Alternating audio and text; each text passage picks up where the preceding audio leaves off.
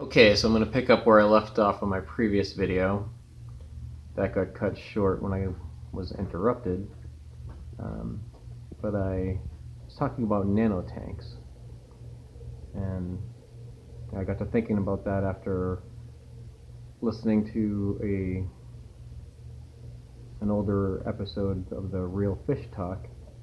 That's the podcast with Corey from Aquarium Co-op and Joel from Corvus Oskin. I was listening to that while I was driving home one night, and then I listened to the rest of it the next day. And so one of the things that they were discussing was, what the appeal is of nanotanks.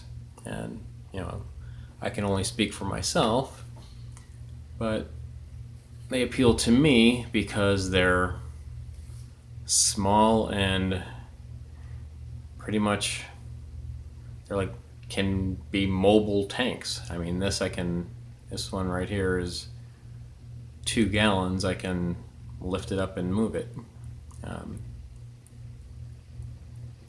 And one of the aspects that Joel mentioned was how it can suit a person's lifestyle. Like, I live in an apartment, so smaller tanks make sense. And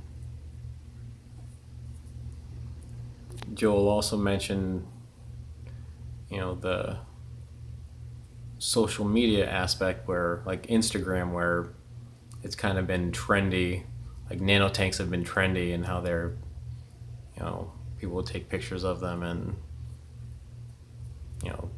basically just be it's a form of art.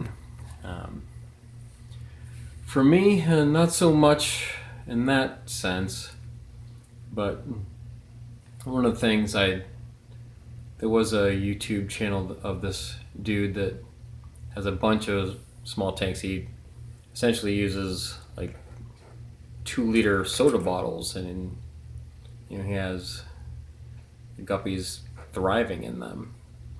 And there's Creature. Hey, Creature.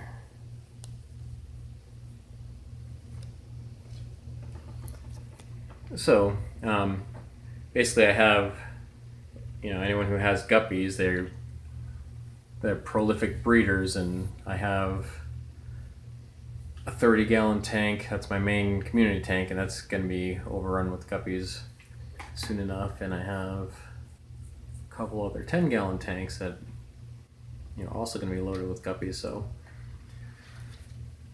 I want to, I have ideas of using smaller tanks just for for experimental purposes with guppies. So that's my plan with this 2-gallon hexagon tank here.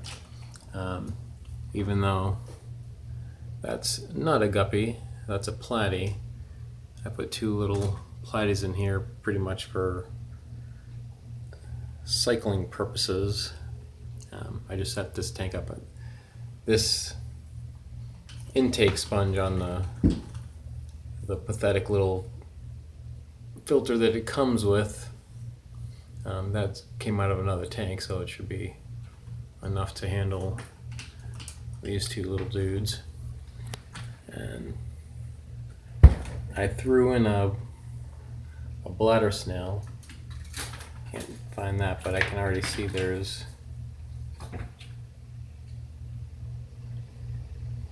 some eggs right there. So soon enough, there'll be a bunch of bladder snails in here. And since I showed this yesterday, I did a water change on one of my other tanks, my main tank that has an Aquarium in it, and that grows like crazy. So clipped a couple stems and put them in here.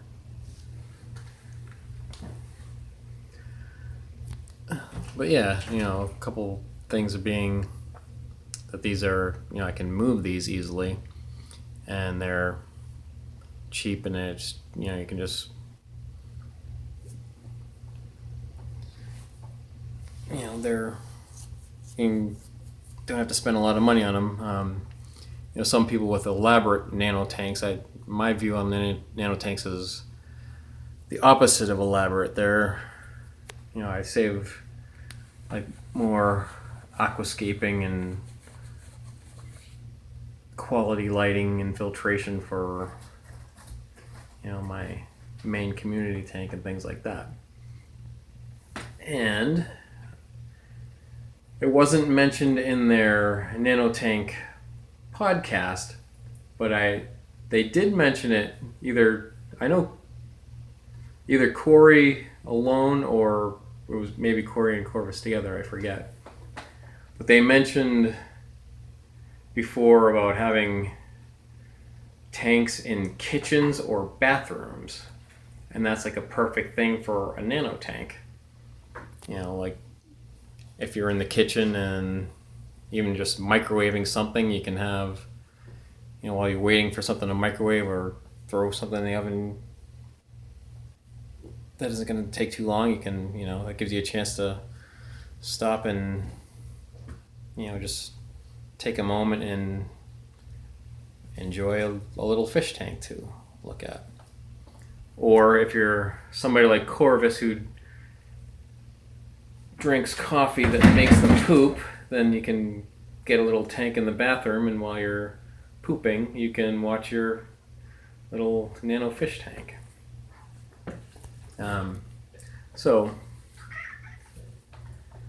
I also, since I just earlier today I saw a video by Creative Pet Keeping. It was this exact same tank, and she showed like an unboxing of the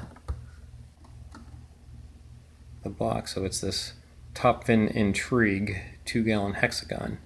I keep saying Petco, but it's actually PetSmart that comes from. It was funny, like one of the comments in there mentioned how pathetically awful the filter is, and it really is. Even like I have one of these Top Fin kits for a 5.5 gallon and a 10 gallon. You know, they're pretty bottom of the line filters, but they're still, you know, do the job. But this one with this tank, it's, as that person commented and mentioned, it's pathetically weak. I mean, you can barely see water movement at all. But, you know, just this little 2-gallon, not really that concerned about it anyway. And, you know, my initial intent was to use these for guppies, but I've since decided that I am going to get a betta at some point. Recently saw some videos from LJ Aquatics, and she just had some